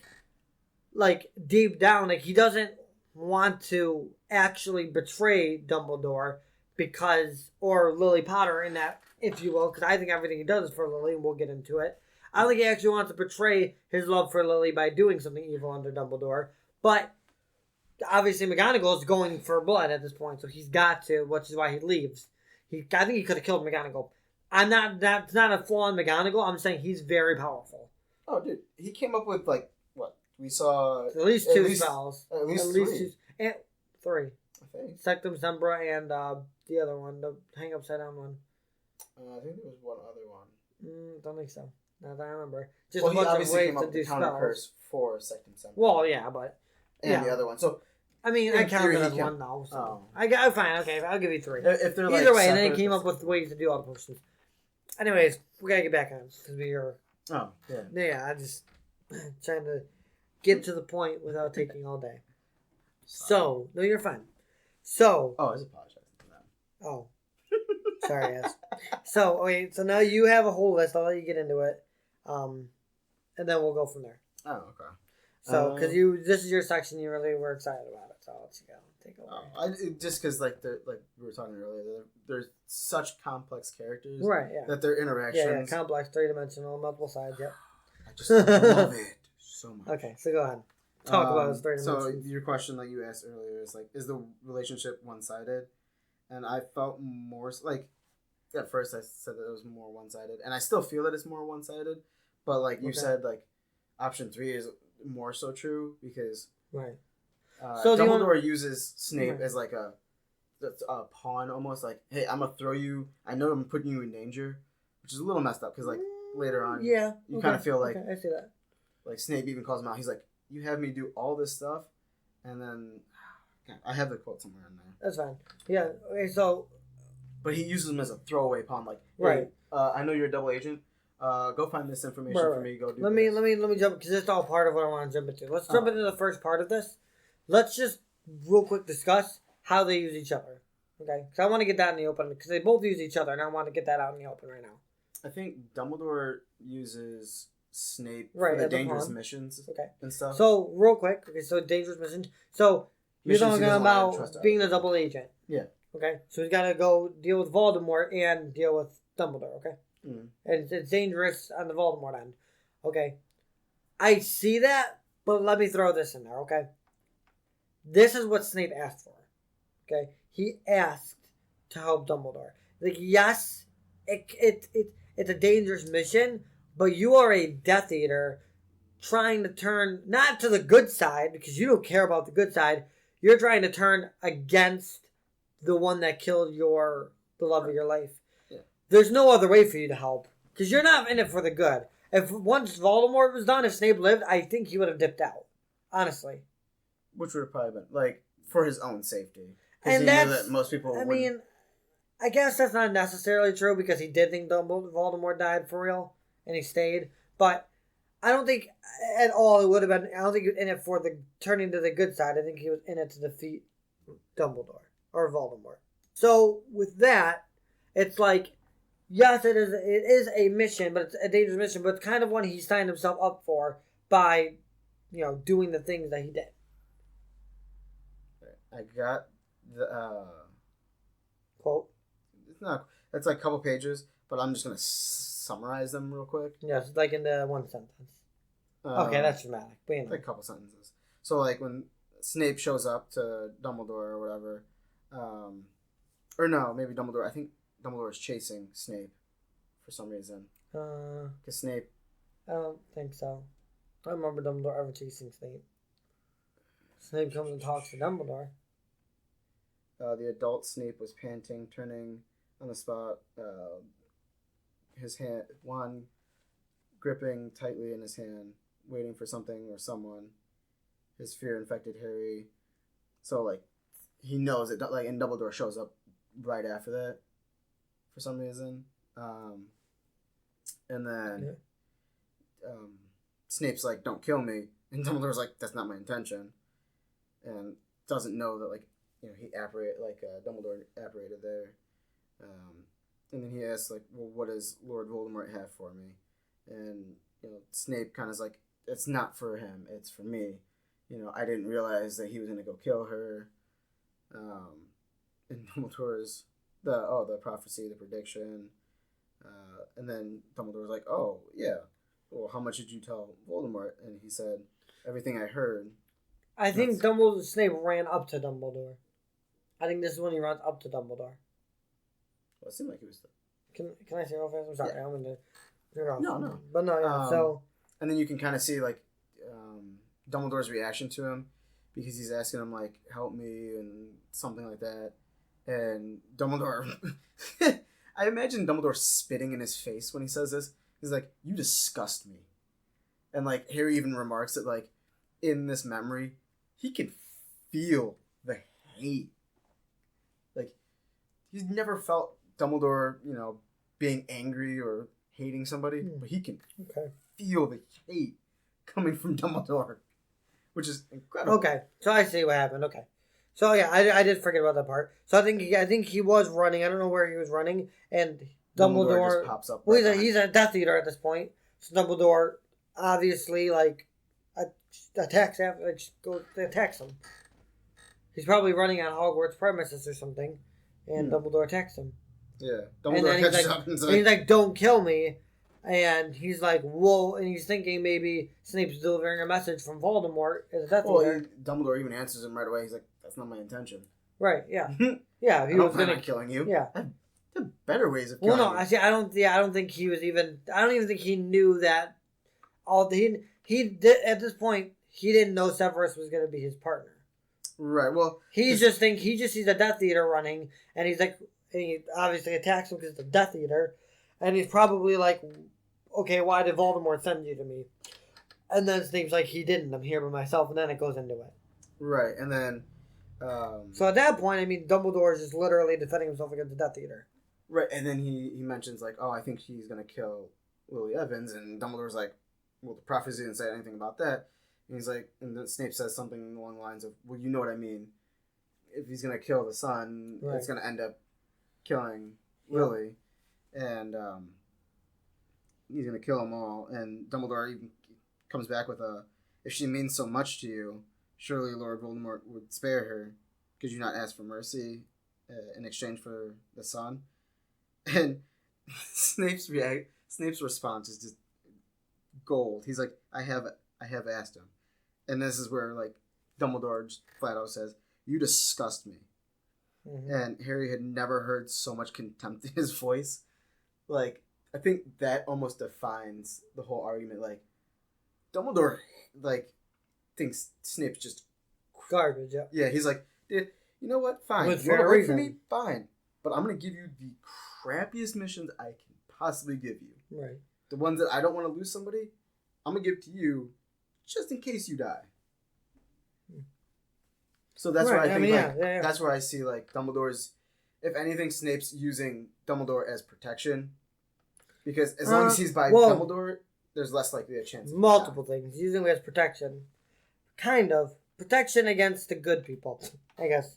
Not protection against Voldemort. They say, like, keeping him out of Azkaban and some other stuff. Yeah. Yeah. He's also using Dumbledore to defeat Voldemort. Because he wants Voldemort dead. That's why he goes there. He wants Voldemort dead. Yeah. For killing Lily. Well, at first he wants Dumbledore to defeat Voldemort before he kills Lily. Afterwards he wants him to defeat Voldemort because he killed Lily. Yeah. Then, so using him in both those ways. Plus, he's also using him to, like, have a purpose. Because the only person he cared about just died. And he can't go to the dark side because the dark side's the one that took her away. So he's, like, vengeful against them. So it's like he has no purpose in life. So this is his only purpose. He's using Dumbledore to give him a purpose. To revenge. Only anime people are going to get the reference I'm about to make. I feel like Snape is Sasuke-esque. It's a character who, like, his brother basically kills his whole village, and then, like, he goes on, like, this vengeful, trying to get him back or whatever, but using other people to help him get the revenge. So then, no, I got you. But anyway, so that I think that's why I think Snape uses Dumbledore. Dumbledore's like, whoa, I got a Death Eater coming to me. He wants to betray the Dark Lord. I can't really trust him that much, but I kind of have to. Well, like, I at first, I really can't trust him. Actually, now that you say that, but then he... This is around book 4, the Yule Ball. They're talking about Kekarov's mark is becoming darker, too. Okay. He's panicking. He fears retribution. And you know how much he helped after the fall of Voldemort. And Dumbledore's like, oh... Or he flee if the Dark Mark burns him. And Dumbledore's like, does he? Are you tempted to join him? And Snape's like, no. So, like, it shows just how much... He's like, right. I don't think you are, but let me just question just in case. Yeah. I mean, yeah, because he's a Death Eater. Like, he was a Death Eater. Right. Because that's the thing. Snape is not good. Snape is okay... He sees Dumbledore as the bigger bully. He's siding with the bigger bully to take out the smaller bully. Yeah. That's it. He's a Wormtail. The opposite of Wormtail. He's the exact opposite of Wormtail. Wormtail is a good person overall. I would say, I mean, no, I wouldn't say he's a good person overall, but he was on the good side and he switched to the bad side to be safer and to get revenge, or maybe not get revenge, but to be safer, I guess. Yeah. Snape, and for a different reason, he was a bad guy who, he's not good, but he switched to the good side to, because like, I don't think Peter Pettigrew's bad, I think he's just selfish. I think Snape's the same thing. I don't think he's good, I think he's just selfish. So, yes, he's still bad, but he's kind of like willing, the Malfoys in because he wants Voldemort dead, he will go to any lengths to do it. He will side with the bigger bully to save himself and to save... Kind of like the Malfoy family is known for doing that, where they will side with whatever side exactly. benefits them the most. No, yes and no. They're always siding with the Dark Lord, but once the Dark Lord left, they did switch for selfish reasons, but they did go back to him. They're evil overall, but that's the thing, is they side with... It benefited them more. Now that he's back, they're like, we have somebody who has power. Right. I guess to a point, yeah. It's the same, similar concept, I just think. That's more selfish than it is. That's more for their self-protection than it is selfish. Yeah. Like Snape, he doesn't care about himself. He wants to avenge Lily Potter. Yeah. So, I guess the Malfoys are along the lines of Wormtail, yes. So, sorry, continue. I think the only argument you could say that, like, where they kind of semi-respect each other is on page 681, where Dumbledore burns his hand. And Snape is like, it's a miracle you managed to return. Because, like, Snape had to give him potion and was doing something to his hand to keep it from spreading. Like, you kind of see, like, Snape actually kind of cared a little bit. He's like, dude, like, why would you do that? And Dumbledore even admits, like, yeah, I was kind of an idiot. I don't see it as Snape caring. I see it as Snape, like, I can't do this without Dumbledore. So why did you do this? Because you're ruining my chance. I mean, I don't know. Maybe there are other ways of looking at it. I just really don't like Snape, so maybe I am being... But, like, that's the point, is we want to see both sides. So there's two sides to it. It could just be Snape actually caring, showing that he actually cares, or Snape says, like, being extremely selfish. Was like, did you think breaking the ring would break the curse? And Dumbledore even admits, he's like, yeah, something like that. I was delirious, no doubt. And then he asks, like, Dumbledore asks Snape, he's like, how long do you think I got? Because Snape even admits, like, as much as I did, it was to put it into one hand, it's not going to stop the curse. The curse will continually get worse and worse and worse. You will eventually die. Because you were an idiot. And that's one of those things, like, that points out, like, Dumbledore's not... He falls sometimes. He's human. And sadly, this is what costed him his life. That's why I say Dumbledore's not a god. He's a human. He's a very intelligent human. And he's a very superior human, but he's still a human. I think after Grindelwald, he realized, and he even says it himself, like, I am not good with power. Do not give me power. Right. And see, that's another thing, like, he can admit that, so. Yeah. Whereas Snape's like, I don't really care. Oh, sorry. Okay. Let me get a little bit more forward to the mic. And then that's, I think, after they have a little discussion about Draco, and, you know, Dumbledore kind of understood, like, you get to see that Dumbledore knew the whole Draco thing was coming after him, and he's like, well, if he can't do it, I'm assuming you're going to have to take the spot. And Snape's like, yeah, I might have to. And he's like, oh, I want you to kill me. And Snape's like, wait, what? Yeah. And, like, he begrudgingly, it seems like in the text, like, that he's begrudgingly like, I don't want to do this, but you're leaving me no choice. Right, which is true. So, like, in that respect, like, let's look at right. So it seems like Dumbledore's selfish. Somebody, like, for a quick look at the other side of that.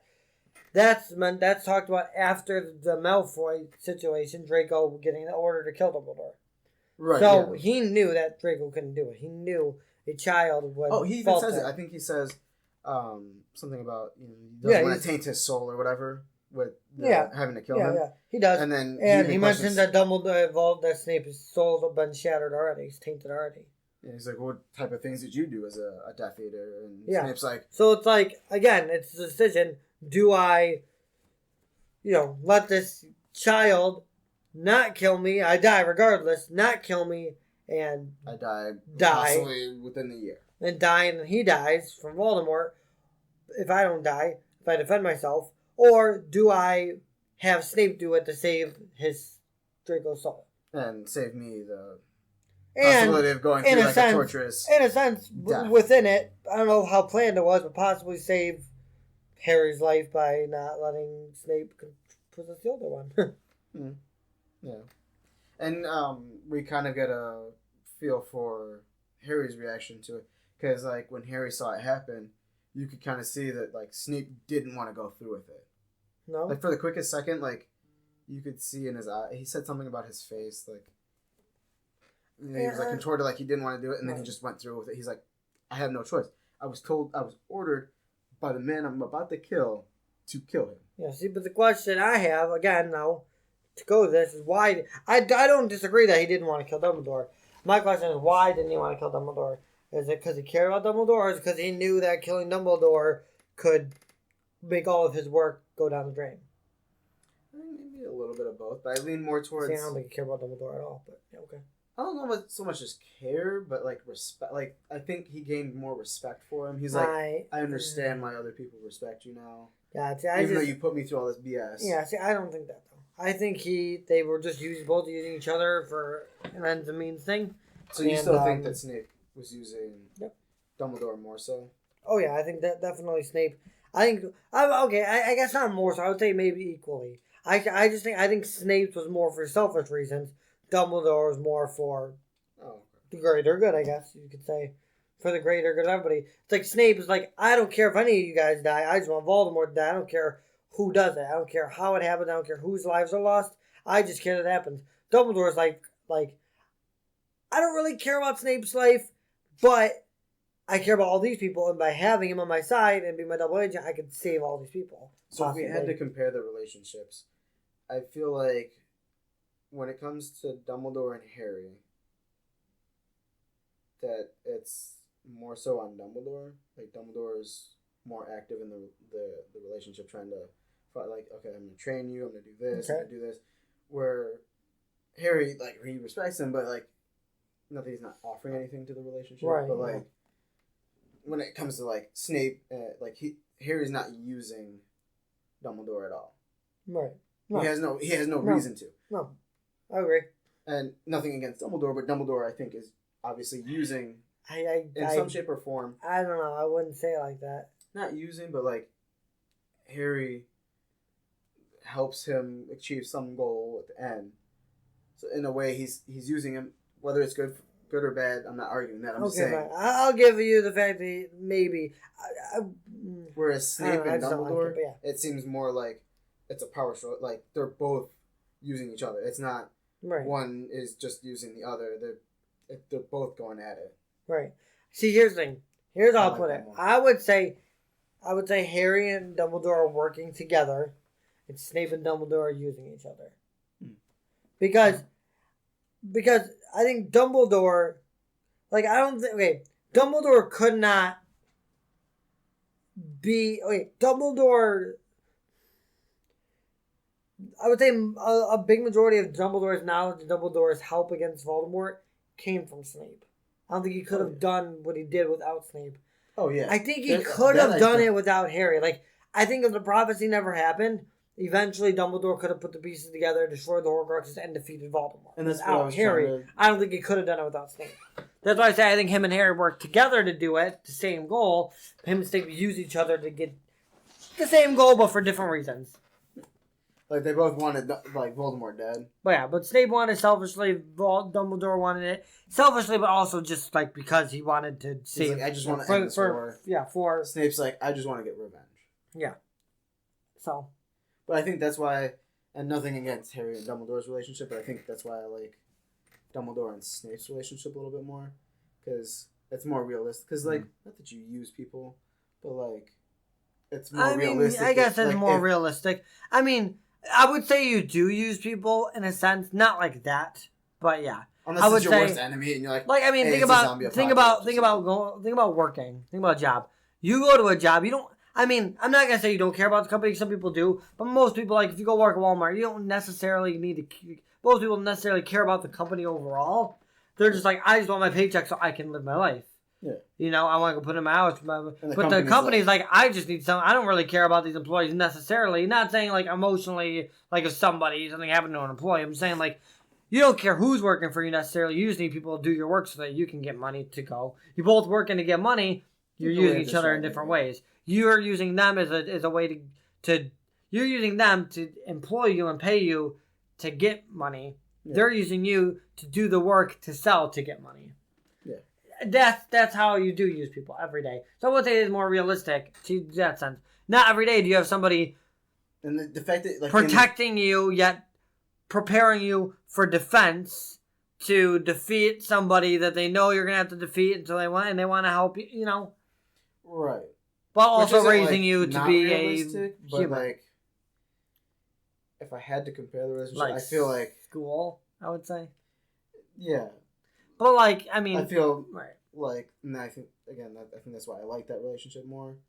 It's because you get to see even though it's, like, later in the books that you get to see it. It's more relatable. You're like, oh, okay, I can understand their motivations. And and here's the thing, you see it more realisticness in Dumbledore with that because, like you said, like you mentioned, he's snippy and he says, like, hateful comments and harsh comments. Right. He's again, though, yeah, that's the thing is you only see it with Voldemort, with Snape, with people that he despises. Yeah. And that's because, like, yes, that is him, but so do we. People do that. See that with McGonagall, but it's never like he's never I see that as more of like blood. Right. I see that more as like a manager to his like a store manager to his co-manager. Like, you're a little harsh because you want it done, but like it's no hurt. Well, like when they first meet, like it's a back and forth. Like McGonagall snips at him a little bit, and he snips back. But it's never that's different. It's never to like draw like. But he's not like he's not condescending towards her. He is with Snape. But that's because he hates Snape, and Snape hates him. It's like, again, you have to pair up with your worst enemy to defeat the worst enemy. Yeah. The Dark Lord. I mean. Yeah. Anyways, so.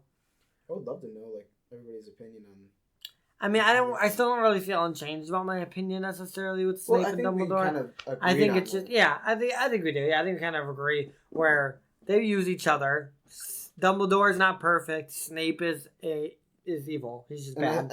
I don't see but they're both very intriguing. Really if you've read all the books, like I don't think you can see the relationship as anything. Right. But like I said, I just really wish they need to make a Dumbledore book where we see everything through his eyes. We can see both sides. Then we can be like, okay, I was wrong. He is Well, or I was right. Gotcha. Kind of getting not so much. But like Crimes of Grindelwald. Don't do it. Oh, it's so disgusting. No. I'm saying I don't. We get Newt's perspective though. Right, but we get a even more complex version of Dumbledore where it's like, okay, he's younger. Yes. He wants to go against Grindelwald. But we're learning we're learning more about Dumbledore, but we're not seeing into Dumbledore's side of it. It's hard. It's so hard. We might be able to see it more. Maybe. We don't know yet. Maybe. You're right. We don't know yet. But we don't know yet. So I'm not going to dwell on that. The first couple movies, we didn't really get to see Dumbledore. But this latest movie, we got to see a little bit of Dumbledore. And, you mean the first couple? You mean the first movie? The first movie. No, Dumbledore. Fantastic Beasts. But in the second one, Crimes of Grindelwald, you get to see a little bit of Dumbledore. Right, and we're going to go into the fight. And you can see his inner battle, which I love. Yeah. He's like... So we will, that's the thing, we'll find out more. But I think it'll be more of the Snape, Dumbledore type stuff we see rather than Snape and Harry, or Dumbledore and Harry. But that's because Newt's an adult, too. So he's seeing it in an adult perspective. He's seeing behind the closed doors. Yeah. So I prefer that. Anyways, we're on an hour 40 minutes. So yeah, it's a long one, but it's two very complex and good relationships. So complex relationships, good topic relationships. Next one is the one you want. So before we get into that, so I think it's fair to say we both agree. We already said this, but we both agree. Our opinions are not changed in the Dumbledore-Snape scenario. We think they both use each other. Dumbledore is flawed, but not perfect. But I think overall he's looking for the best interest for everybody. Yeah. Snape is selfish and nobody likes him, but he's a very intriguing character arc. And same with Dumbledore. He's an intriguing character arc. Yeah, you have to see a deeper version. Right. Than that you before this. There's more to Snape than just the greasy hair, a crooked nose, and an insult. Even though, like you said, like it's a motivation is Lily. You get to see that, like, he actually cares for something. He does. Yeah. That he is able to love. Right, he's fighting for something.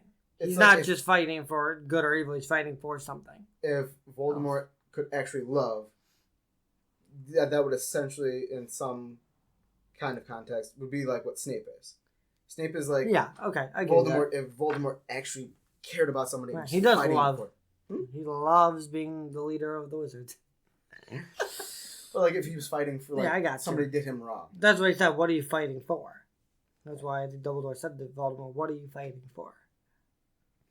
And anyways, so there you have it, guys.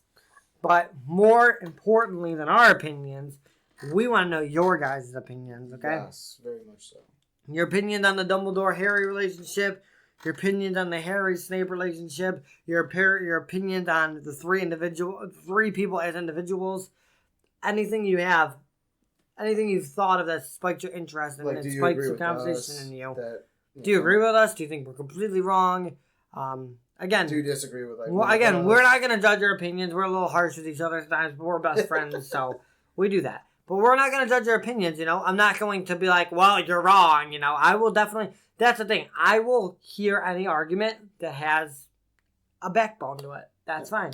I'm not saying my opinion is 1,000% correct. I'm just saying, to me, my facts and backbone compared to other facts and backbone are triumphant in my eyes. But I want to hear your opinion, so make sure to do that. Where can they do that, Trevor? You can do that at iTunes if you wanted to leave us a review. Yep, and a rating. How many stars? 5. We would love 5. We would love 5. We can understand if there's not. We would Snape love 5, not Voldemort love 5. Or you can reach us at our website, www.hedwigsarmy.com. Correct. Go to the contact tab. Yes. You can leave us actually we have on the very homepage we have a comment or a little box. Yeah. Not comment. We have a box so you can email box. You just type in there and it'll send it straight to our email. There's a word for it. I can't think of it right now. Anyways. Or email. Yeah. Or contact us. We got a Patreon. We got that. We're still kind of getting that up and running, but it's there. We have Discord. We have an email, like I mentioned. If you want to just directly email us, if you have our email open right at this minute, all you got to do is type in hedwigsarmypodcast@yahoo.com, and it'll go straight to us. Ding. Whoa, I have an email. Just kidding. Would have been funny if I mean, nobody can hear this yet, but they will. And Twitter. We want to stay up to date on Hedwigs Army when we're going to be, posting and uploading and anything else Hedwigs Army related. We don't tweet too much, but I want to get better about it. At Hedwigs Army, Hedwigs _Army, Hedwigs _Army. The underscore. Or you can find our Facebook page at facebook.com/Hedwigs Army, I believe. Don't quote me on that, but you can search up Hedwigs Army and the Hedwigs Army group will pop up. Yes. Page, sorry. And a group, there's 2. Page. Again, you stay up to date on everything. Hedwigs and a lot of those links are related at our website. So if you're ever confused, like, how do I get to this? So if you are like, oh man, what was that again? www.hedwigsarmy.com. It's on there, I guarantee you. Spotify, iTunes, Stitcher, Castbox, everywhere you can listen. YouTube, everywhere you can listen. Every way to contact us. If you want to look at our beautiful faces, we're on there under the bio. You can see that. So we'd love to hear from you guys. Next week. Oh, before I get into that, we are going to be adding one thing to it after this episode, okay? If you guys are playing Wizards Unite, we're going to be putting our friend codes in there. So, just dropped. Yep. I'm already level 11. Yep. I'm level 10. It's all right behind you. Dang it. But make sure to add us as friends, and we'll add you back. Until we get to that 200 friend mark, that is, because that's the cap right now. Yes. I'm also, and let me know what you guys think. Well, I'll toss the idea next week. I'm thinking about I have an Instagram. I was thinking about making a Patreon Snapchat, but we're not even there yet. So we'll deal with the details. Let us know if you guys would like or not like that, though. We're trying to figure out some things. So next week, this is the one Trevor's excited for. We're going to be discussing... Because this could be almost a 2-3-parter if it's what I think it is. We're going to be discussing the art and the deception of Horcruxes. How are they made? Why are they made? Well, I'm gonna try to stay away from how are they made because that's just too much. That's too much theorizing, and it can go on for way too long. But we might dabble in it. But what we are gonna talk about is the benefits? ? Are there any? The downsides, obviously, and just overall what they mean. Yourself? Right? Can you make one without corrupting yourself? Yes. And what they mean to Wizard Society. So, all those good, fun things. Basically, just Horcruxes and some stuff that surrounds them. I think this is one of our bigger topics. But here's the thing, though. Let us know your opinion ahead of time, too. Do you think there's a beneficial way to use a Horcrux? Because that's what we're going to be discussing in depth. And I'm excited for that. I know how I feel about that. Yes, I know how I feel about that. And they will know next week, guys. So, until then, as always, live from the novel. As always, guys, until next week, mischief managed. Every great wizard in history has started out as nothing more than what we are now, students. If they can do it, why not us?